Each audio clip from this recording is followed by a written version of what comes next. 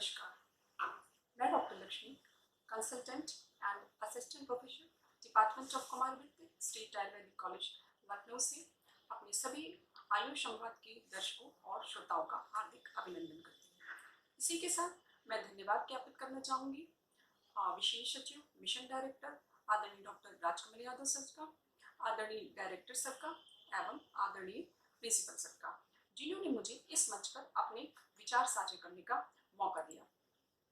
जैसा कि हम सब जानते हैं, भारत सरकार द्वारा पोषण माह मनाया जाता है प्रतिवर्ष। इस दिवस को, इस माह को हम सितंबर के महीने में सेलिब्रेट करते हैं या मनाते हैं। इसी क्रम में मैं आज आपके सामने बालकों में जीवन शैली संबंधी होने वाले प्रमुख विकार एवं उसमें आयुर्वेद के द्वारा चिकित्सा, इस विषय पे आपसे वर्णन करने के लिए, इस विषय में विचार साझा करने के लिए आपके समक्ष प्रस्तुत हुई हूँ। सबसे पहले तो हमें ये जानना आवश्यक है कि पोषण क्या होता है, जिसकी हम बात कर रहे हैं। और जो ये पोषण माह हमारे बीच मनाया जा रहा है, ये मुख्य रूप से जन जागरण में पोषण की महत्वता को समझाने के लिए ही प्रतिवर्ष मनाया जाता है। तो पोषण क्या होता है? अगर हम आयुर्वेद की दृष्टिकोण से देखें तो पोषण वह संतुलित आहार है जो शरीर में जाकर त्रिदोषों की साम्य अवस्था को बैलेंस करता है, मेंटेन करता है और साथ ही शरीर को स्वस्थता प्रदान करता है। ये पोषण है। यूं तो पोषण की आवश्यकता हर वय वर्ग के व्यक्ति में होती है, परंतु बच्चों में पोषण का विशेष महत्व है। बच्चों में पोषण का विशेष महत्व इसलिए भी है क्योंकि बच्चों में जो विकास और वृद्धि और विकास की जो प्रक्रिया होती है, यानी ग्रोथ एंड डेवलपमेंट की जो प्रोसेस होती है, वो निरंतर चलती रहती है। जैसे कि बच्चों में जो ब्रेन डेवलपमेंट होता है, वो लगभग 5 साल की उम्र तक स्ट्रक्चरल ब्रेन डेवलपमेंट उसका फंक्शनल कंप्लीट होता है। इसी की तरह से जो उसका जो शारीरिक जो विकास है, वो 16 से 18 वर्ष की वय तक। इसी तरह मानसिक और जो व्यवहारिक उसका बिहेवियरल डेवलपमेंट है, वो भी 16 से 18 वर्ष की वय तक ही परिपक्व हो पाता है। तो बच्चों में ये जो डेवलपमेंट की प्रोसेस है, ये निरंतर चलती रहे, इसीलिए बच्चों में पोषण की विशेष आवश्यकता होती है। आधुनिक जीवन शैली में निरंतर हो रहे परिवर्तनों और मॉडर्न टेक्नोलॉजी को अपनाने के साथ साथ ये हमारे लिए जितनी ही आसान होती है, उतनी ही हमारे लिए घातक भी होती है। खासकर हमारे बच्चों के कोमल मस्तिष्क का उनका बहुत ही घातक प्रभाव पड़ता है। अब हम ये जान लेते हैं कि जीवन शैली क्या होती है। स्वस्थ जीवन शैली वो जीवन शैली है या वो दिनचर्या है जिसको प्रकृति के नियमों के अनुसार अपनाकर हम स्वस्थ को या हेल्थ को अचीव कर सकते हैं, हेल्दी रह सकते हैं। इसी तरह से जो अस्वस्थकर जीवन शैली है या अनहेल्दी लाइफ स्टाइल है, वो दिनचर्या या भोजन आहार है जिसको अपनाकर, जो नियमों के विरुद्ध होता है और जिसको अपनाकर वो शरीर में जाकर बहुत सारी व्याधियों का कारण बनता है। तो ये थी हेल्दी और अनहेल्दी लाइफस्टाइल। आज की बदलते आधुनिक परिप्रेक्ष्य में हम निरंतर जो टेक्नोलॉजी का अधिक प्रयोग या दुरुपयोग कर रहे हैं और इसी के साथ बच्चों में बहुत ज़्यादा, जैसे कि बहुत देर तक स्क्रीन फेसिंग जो टाइम है वो बढ़ता जा रहा है। टीवी, मोबाइल, कंप्यूटर इत्यादि के सामने बच्चों को मजबूरी हो गई है ज़्यादा बैठना, क्योंकि आज के कोरोना टाइम में तो हमारी मजबूरी है हमें बच्चों को गैजेट्स यूज़ करने के लिए देना, क्योंकि उनकी ऑनलाइन स्टडीज़ जो है वो ऑनलाइन ही हो रही है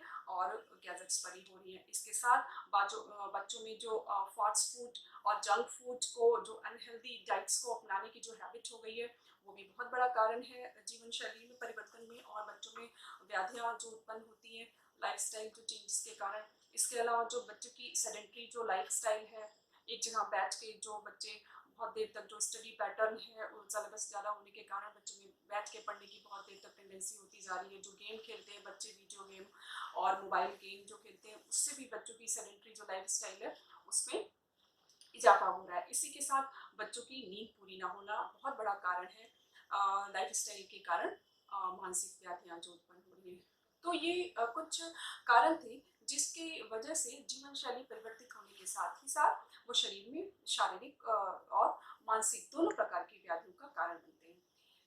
यूँ तो लाइफ स्टाइल चेंजेस के कारण जो बच्चों में बीमारियां होती हैं उसकी एक लंबी लिस्ट है, क्योंकि हर बीमारी कहीं ना कहीं इन चेंजेस के कारण लिंक्ड होती हैं। फिर भी जो बच्चे में कॉमनली मुख्य तौर पे जो डिसऑर्डर्स मिलते हैं उनमें stress, anxiety, depression, constipation, obesity ये प्रमुख हैं। अब हम जानें कि इसका कारण क्या होता है। इसका दो मुख्य कारण होते हैं। एक इसका मुख्य कारण है सबसे ज़्यादा कि लैक ऑफ अवेयरनेस, अनभिज्ञता। पेरेंट्स को भी नहीं पता होता है कि हम अनजाने में जो हमारी लाइफ स्टाइल में, दिनचर्या में जो हमारे चेंजेस आ रहे हैं वो कहीं ना कहीं हमारे बच्चे के मस्तिष्क पर भी प्रभाव डाल रहे हैं। जल्दी जल्दी खाना, जल्दी जल्दी ऑफिस के लिए भागना, हर काम जल्दीबाजी में करना, खाने के नियम ना होना, ये सब इसका असर हमारे बच्चों की मानसिकता पर भी पड़ता है और वो वही फॉलो करते हैं। इसका जो दूसरा वो है जो एस्पेक्ट है वो है वातावरण का प्रभाव, एटमॉस्फेरिक जो बच्चे पे असर पड़ता है। वही बात है कि जब बच्चे, जैसा आपने बताने या सीखने से कभी भी नहीं सीखेंगे, बच्चे हमेशा ऑब्जर्व करते हैं और वो अपने बड़ों को, अपने जो आसपास का जो वातावरण है उसको ही फॉलो करते हैं और जो हम करेंगे वैसा ही हमारे बच्चों में हमें देखने को मिलेगा। इसलिए माता पिता को बहुत ज़रूरी है कि अपने बच्चों में अच्छे संस्कार, अच्छी लाइफस्टाइल डेवलप करने के लिए हम पहले खुद भी वही दिनचर्या, वही लाइफस्टाइल को अपने जीवन में उतारें। तो ये दो जो है वो प्रमुख कारण थे लाइफस्टाइल चेंजेस के। अब इन जो लाइफस्टाइल जो चेंजेस के कारण जो शरीर में और मानसिक रूप से बच्चों में जो व्याधियां डेवलप हो रही हैं, उनका हम कैसे, उनसे निवारण मिल सकता है, हमें कैसे मुक्ति पा सकते हैं आयुर्वेद के हिसाब से। अगर हम आयुर्वेद की बात करें तो इस प्रकार की व्याधियों के लिए आयुर्वेद में बहुत ही विस्तार में वर्णन मिलता है। हमारा आयुर्वेद मुख्य रूप से त्रिदोष के सिद्धांत पर आधारित है। त्रिदोष यानी वात, पित्त और कफ। त्रिदोष जब शरीर में साम्यावस्था में रहते हैं तो ये त्रिदोष जो होते हैं वह स्वस्थ कारक होते हैं, हेल्थ का कारण होते हैं। यही त्रिदोष जब असंतुलन की अवस्था में होते हैं तो वो व्याधि कारक होते हैं, बीमारियों का कारण होते हैं। दूसरी भाषा में हम समझें तो ये त्रिदोष बॉडी की फिजिकल और पैथोलॉजिकल कंडीशंस हैं। जब ये इक्विलिब्रियम के स्टेट में रहती हैं तो ये हेल्थ कंडीशन को क्रिएट करती हैं। इसी तरह से जब ये इनबैलेंस कंडीशंस में होते हैं तो ये डिजीज कॉजिंग फैक्टर्स होते हैं। अब हम जो दूसरा इंपॉर्टेंट फैक्टर है आयुर्वेद का वो है प्रकृति। हमें बच्चे के पालन पोषण में अगर हमें बच्चे की प्रकृति का ज्ञान होता है तो वो हमारे बच्चे को जो हम आहार विहार या दिनचर्या फॉलो करवा रहे हैं उसमें बच्चों की प्रकृति के अनुसार अगर हम चुनाव करते हैं बच्चे के खान पान का तो वो बच्चे को संपूर्ण पोषण प्रदान करने में बहुत हेल्पफुल होती है। ये प्रकृति क्या होती है? प्रकृति बच्चे की जन्म से ही डिसाइड हो जाती है। ये जो बच्चे की प्रकृति है वो उसका मूलभूत शारीरिक और मानसिक संगठन होता है। गर्भधारण के समय माता पिता के जिन दोषों की बहुलता होती है उन्हीं दोषों के अकॉर्डिंग बच्चे की प्रकृति निर्धारित होती है। दूसरी भाषा में हम अगर इसे समझें तो प्रकृति जो होती है ये बेसिक साइकोसोमैटिक जेनेटिक कॉन्स्टिट्यूशन होता है जो मृत्यु पर्यंत नहीं बदलता है। एक बार जिस बच्चे की जो प्रकृति निर्धारित हो गई, जो प्रकृति जन्म के समय उसकी बन गई कंजम्पशन के टाइम पे, वो सदैव रहती है। प्रकृति का निर्धारण अपने में एक जटिल विषय है और हम अपने बच्चे की प्रकृति का असेसमेंट कराने के लिए, उसकी प्रकृति जानने के लिए हमें अपने पास के या हमारे संपर्क में जो आयुर्वेदिक पीडियाट्रिशियंस हैं उनसे संपर्क करना चाहिए, या फिर आप हमारे स्टेट आयुर्वेदिक कॉलेज लखनऊ से भी संपर्क कर सकते हैं। वहाँ पे आपको अपने बच्चे की प्रकृति का सही असेसमेंट मिल सकता है। फिर भी अगर हम मोटे तौर पे समझना चाहें कि अपने बच्चे की प्रकृति को जज करना चाहें तो बच्चे की जो छोटी छोटी मोटी जो हैबिट्स होती हैं, जो उनकी फूड हैबिट्स होती हैं, जो उनकी एक्टिविटीज़ होती हैं, उनके बेस पे हम कुछ हद तक अपने बच्चे की प्रकृति को एसेस कर सकते हैं। जैसे अगर बात प्रकृति का बच्चा है तो ऐसे बच्चे बहुत ही चंचल स्वभाव के होते हैं, हाइपर एक्टिव होते हैं। इन बच्चों में वेट गेन करने की टेंडेंसी नहीं होती है, बहुत ही दुबला पतला शरीर होता है। जो पेरेंट्स होते हैं वो अक्सर ये कंप्लेन करते हैं कि हमारा बच्चा वेट गेन नहीं कर रहा है। तो ये उनकी प्रकृति की जो है नेचुरल चीज़ होती है। ये बच्चे जो होते हैं ये किसी भी काम को बहुत ही जल्दी जल्दी करना चाहते हैं, जल्दी जल्दी बोलने की आदत होती है इन्हें। पढ़ाई में देखा जाए तो ये याद तो बहुत जल्दी कर लेते हैं चीज़ों को, परंतु उसके साथ ही ये उतनी ही जल्दी चीज़ को भूल भी जाते हैं। तो ये कुछ वातिक प्रकृति के बच्चों के लक्षण थे, सिम्टम्स थे, जो हम अपने आसपास के बच्चों में, अपने बच्चों में भी असेस कर सकते हैं, ऑब्जर्व कर सकते हैं। जो वातिक प्रकृति के बच्चे होते हैं उनमें लाइफस्टाइल चेंजेस के कारण जो मुख्य जो डिसऑर्डर विकार मिलता है वो है कॉन्स्टिपेशन। वातिक प्रकृति के बच्चों में मलबद्धता की शिकायत बहुत ज़्यादा मिलती है।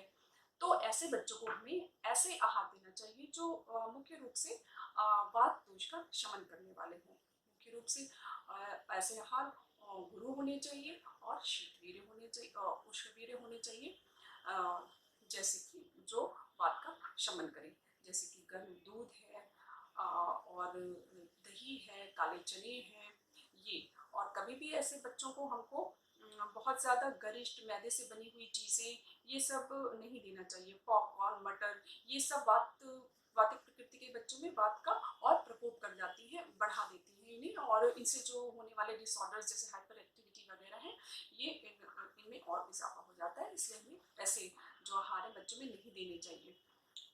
और कॉन्स्टिपेशन के जो बच्चे होते हैं उनमें मुख्य रूप से जो हमें डाइट देनी चाहिए उनमें जो अन्न है तो उसमें मोटे अनाज जैसे ज्वार, बाजरा, ऐसे अनाज से बने हुए आटे और सत्तू का प्रयोग करना चाहिए। इसी तरह से जो सब्जियां हैं, हरी पत्तेदार सब्जियां, फलों में अमरूद, नाशपाती बहुत ही फायदेमंद होता है जो मलबद्धता के कॉन्स्टिपेशन के जो बच्चे होते हैं। इसी तरह से अगर हम बात करें द्रव पदार्थों की तो इन बच्चों में हमको मुख्य रूप से घी जो है वो फैट वसा को बढ़ाता है, ये उनको ये मेनली प्रेफर करना चाहिए। अब हम बात करते हैं पित्त प्रकृति के बच्चों की। जो पित्त प्रकृति के बच्चे होते हैं उनका जो शरीर का तापमान होता है, जो टेम्परेचर होता है वो नॉर्मल से थोड़ा सा ज़्यादा होता है। ऐसे बच्चे जो पित्त प्रकृति के बच्चे होते हैं ऐसे बच्चों में गुस्सा थोड़ा सा जल्दी आता है, ये इरिटेट जल्दी हो जाते हैं। इनका पॉजिटिव पॉइंट ये होता है कि इनका बौद्धिक स्तर बहुत होता है। ये बच्चे इंटेलिजेंट होते हैं, पढ़ाई में हमेशा अव्वल होते हैं और ये अपने दिए हुए काम को समय पे करते हैं और व्यवस्थित तरीके से करते हैं। इन बच्चों में जल्दी जल्दी खाने की भूख लगने की हैबिट होती है। तो ऐसे जो बच्चे होते हैं उनमें हमें ऐसे खान पान का प्लान करना चाहिए जो पित्त प्रकृति को शांत करने वाले हों, शीतवीर हों, मधुर हों, जैसे कि घी है, ठंडा दूध है, ये सारी चीज़ें। इसके बाद हम आते हैं कफ प्रकृति के बच्चों की तरफ। जो कफ प्रकृति के बच्चे होते हैं वो मुख्य रूप से उनका जो स्किन होता है वो सॉफ्ट होता है। ऐसे बच्चों में ओबेसिटी की या वेट गेन करने की टेंडेंसी ज़्यादा होती है। पेरेंट्स को हमेशा कंप्लेन करते हैं कि बच्चा जो है वो वेट गेन करता जा रहा है। ऐसे बच्चे शांत स्वभाव के होते हैं और ऐसे बच्चों में पढ़ाई में भी अच्छे होते हैं। हाँ, उन्हें कोई भी चीज़ याद करनी होती है तो वो थोड़ी देर से याद होती है, परंतु एक बार याद होने के बाद वो चीज़ों को भूलते नहीं हैं। ये विशेष लक्षण है कफ प्रकृति के बच्चों का। कफ प्रकृति के बच्चों में जो मुख्य रूप से जो डिसऑर्डर जीवन शैली में परिवर्तन की वजह से मिलता है वो है ओबेसिटी या स्थूलता। जो बच्चे स्थूले होते हैं या ओबेस होते हैं उन बच्चों में मुख्य रूप से हमें ऐसे आहार को देना चाहिए, ऐसे आहार का प्लान करना चाहिए जिनमें जो लघु गुण प्रधान होते हैं और जिनमें जैसे कि जो जो मोटे जो अनाज जो ज्वार, बाजरा, इनके जो अन्न होते हैं ये देने चाहिए। खाने में सब्जियों में हरी पत्तेदार सब्जियां, परवल और शिगरू, इस तरह की जो सब्जियां होती हैं वो प्रयोग करना चाहिए। इसी तरह से जो फल आदि हैं इनमें मुख्य रूप से आंवला, जामुन, ये बच्चे के वेट रिड्यूस करने में और कफ प्रकृति का शमन करने में बहुत ही लाभकारी होते हैं। इसी तरह हम देखें तो जो द्रव पदार्थ हैं, द्रव पदार्थों में उष्ण जल, मधु और तिल तेल, इनका प्रयोग बच्चों के लिए, ऐसे बच्चों के लिए श्रेयकर होता है। अगर हम इस तरह की बच्चों की प्रकृति और दोषों को समझ के बच्चों की डाइट प्लान करते हैं, उनके आहार के विधि विधान का हम प्लान करते हैं, तो ये जीवन शैली में होने वाले परिवर्तन के कारण जो मानसिक और शारीरिक व्याधियाँ हो रही हैं वो निश्चित रूप से हम कुछ हद तक हम इसका को खत्म करते क्या या काफ़ी हद तक हम उनसे समाधान पा सकते हैं। लेकिन ये तो हो गई शारीरिक व्याधियाँ। हमारे आयुर्वेद में स्वस्थ व्यक्ति की जो परिभाषा बताई गई है उसके अकॉर्डिंग स्वस्थ व्यक्ति वो ही है जिसमें त्रिदोष, जो तीनों दोष की साम्यावस्था के साथ आत्म, इंद्रिय और मन ये प्रसन्न रहते हैं। तो तो आत्म, इंद्रिय और मन प्रसन्न होना खासकर बच्चों में ये बहुत आवश्यक है। तो हम बात करते हैं मानसिक जो विकार जीवन शैली में परिवर्तन के कारण हो रहे हैं। जैसा कि मैंने पहले भी बताया, बच्चों की जीवन शैली में परिवर्तन के कारण जो मुख्य मानसिक विकार है उसमें एंजाइटी, डिप्रेशन और स्ट्रेस है। इनमें इनके जो है निवारण के लिए, इनसे बचने के लिए हमें 3 बिंदुओं पर मुख्य ध्यान देना होता है, जिसमें कि आहार, निद्रा और व्यायाम। आहार, जैसे कि हमने पहले भी बताया, बच्चे की प्रकृति के अनुसार हमें आहार ग्रहण करवाना चाहिए बच्चे को। इसके साथ ही जो आयुर्वेद में वर्णित मेद्य औषधियाँ हैं, जैसे कि अश्वगंधा, ब्राह्मी, शंखपुष्पी, जटामांसी, इनका प्रयोग हम चिकित्सीय परामर्श के साथ लेकर के फिर बच्चों में कर सकते हैं। निंद्रा, बच्चों में नींद की बहुत इंपॉर्टेंस है, क्योंकि उनका ब्रेन जो होता है वो डेवलपिंग होता है, और बच्चों को जितनी अच्छी नींद आती है, बच्चे का ब्रेन का उतना ही विकास होता है। इसलिए बच्चे को कम से कम 8 से 10 घंटे की नींद बहुत आवश्यक है। इसके लिए जल्दी सोना बहुत ज़रूरी है, और बच्चे को अगर जल्दी सुलाना है तो पेरेंट्स को भी वो दिनचर्या अपनानी पड़ेगी, उन्हें भी जल्दी सोना पड़ेगा। जल्दी सुलाने के लिए बच्चे को हमें स्लीप फ्रेंडली इन्वायरमेंट क्रिएट करना होता है। जैसे बच्चों में हमें हैबिट डालनी होती है कि सोने से पहले बच्चे अपने हाथ पैरों को धुल के सोएं। सोते समय बच्चों के सिर पे तेल की अभ्यंग करें, उनकी मालिश करें। बच्चों को सोते समय शिक्षाप्रद कहानियाँ सुनाएं, या छोटे बच्चे हैं तो उन्हें लोरी सुनानी चाहिए। इन बातों का विशेष प्रभाव बच्चे के विकास हो रहे जो दिमाग पे, उनके ब्रेन पे पड़ता है, और ये पूर्ण विकास बच्चों के सकारात्मक मानसिक विकास के लिए बहुत ही आवश्यक है। अब हम बात करते हैं व्यायाम की। बच्चों में व्यायाम का बहुत ही उत्तम जो साधन है वो होता है खेल। खेलने से जो बच्चे स्पोर्ट्स फ्रेंडली होते हैं, उन बच्चों में कॉन्फिडेंस डेवलप होता है। ऐसे बच्चों को स्ट्रेस कंडीशंस को बहुत देर तक फेस करने की हैबिट होती है। ये बच्चे जीवन में आने वाली जो मानसिक समस्याएं हैं, उनमें उन बच्चों को फेस करने में बहुत ही हेल्प मिलता है, और उससे बहुत जल्दी वो बच्चे उबर सकते हैं। तो बच्चों को खेलने के लिए हमें बहुत प्रोत्साहित करना चाहिए। हम अपने आसपास के बच्चों को देख के समझ सकते हैं। ये बहुत ही इंटरेस्टिंग फैक्ट है कि बच्चे खेल का चुनाव भी अपनी प्रकृति के अनुसार करते हैं। जैसे जो वातज प्रकृति के बच्चे हैं, उन्हें शॉर्ट ड्यूरेशन के खेल ज़्यादा पसंद होते हैं, उन्हें भाग दौड़ वाले खेल बहुत ज़्यादा पसंद होते हैं, जैसे कि रेसिंग है, स्विमिंग है, ये खेल उन्हें ज़्यादा पसंद होंगे। इसी तरह जो पित्त प्रकृति के बच्चे होते हैं, उन बच्चों में मेनली जो ब्रेन जिसमें स्टिमुलेट होता है, इस तरह के खेल उन्हें ज़्यादा पसंद होते हैं। जैसे कि और जो कॉम्पिटिटिव जो गेम्स होते हैं, जिनमें कंपटीशन होता है, वो गेम्स वो प्रेफर करते हैं, जैसे बैडमिंटन है, क्रिकेट है, टेबल टेनिस है, इस तरह के गेम। इसी तरह से जो कफ प्रकृति के बच्चे होते हैं, वो मुख्य रूप से ऐसे गेम प्रेफर करते हैं जो बैठ के खेलने वाले हों, और लॉन्ग ड्यूरेशन जो है वो चलते हैं। इस बच्चों में कफ प्रकृति के बच्चों को लॉन्ग ड्यूरेशन के खेल खेलना ज़्यादा पसंद करते हैं, जैसे कि चेस आदि। इस प्रकार से हमने जाना कि किस तरह से बच्चे अपनी प्रकृति के अनुसार खान पान और गेम को सेलेक्ट करते हैं। इसीलिए हम जब भी बच्चों के आहार को हम मैनेज करने की सोचें, या उन्हें हम कभी भी डाइट प्लानिंग करें, तो हमेशा 200 की साम्य अवस्था और बच्चों की प्रकृति के बारे में अवश्य ध्यान दें। इसके साथ ही आयुर्वेद के सिद्धांतों में मुख्य रूप से जो कुछ आहार के विधि विधान बताए गए हैं, जैसे वो हमें बच्चों को निर्देशित करना चाहिए। जैसे कि हमें बच्चों को बताना चाहिए कि जल्दी जल्दी खाना नहीं खाना चाहिए, खाना खाते समय हंसना नहीं चाहिए, खाना खाते समय बोलना नहीं चाहिए, कभी भी जो है ठंडा और गर्म ये साथ में नहीं लेना चाहिए, हमेशा मात्रा युक्त भोजन करना चाहिए। पसंद का खाना होने पर भी ओवर फीडिंग से हमेशा बचना चाहिए। इसी प्रकार से विरुद्धाहार को भी हमें त्यागना चाहिए। विरुद्धाहार का अर्थ है कि 2 ऐसे तत्व जो एक साथ लेने पर हमेशा शरीर में व्याधि कारक होते हैं, वो अलग अलग लिए जाएं तो वो कोई नुकसान नहीं पहुंचाते शरीर में, लेकिन अगर उनको हम एक साथ लेते हैं तो वो शरीर में व्याधियों का कारण होते हैं। इसी तरह से जो ऋतुएं होती हैं, ऋतुएं भी वनस्पतियों पर सीधा प्रभाव डालती हैं, और सीजन की मौसमी जो फल और सब्जियां हैं वो हमें लेनी चाहिए, क्योंकि उस समय वो अपने जो है वो उत्कृष्ट गुण से परिपूर्ण होती है। इस प्रकार हमने जाना कि किस प्रकार से आयुर्वेद के जो विधि विधान नियम है, प्रकृति और दोषों का ध्यान में रख के अगर हम बच्चों की डाइट प्लान करते हैं, तो जीवन शैली संबंधित होने वाले विकारों से हम अपने बच्चों को बचा सकते हैं, और बच्चा हमारा पूर्ण स्वस्थ बना सकते हैं। और ये हमारे लिए बच्चों के लिए अत्यावश्यक है, क्योंकि स्वस्थ बच्चा ही मजबूत राष्ट्र की नींव है। इसी के साथ मैं अपनी वाणी को विराम देती हूँ।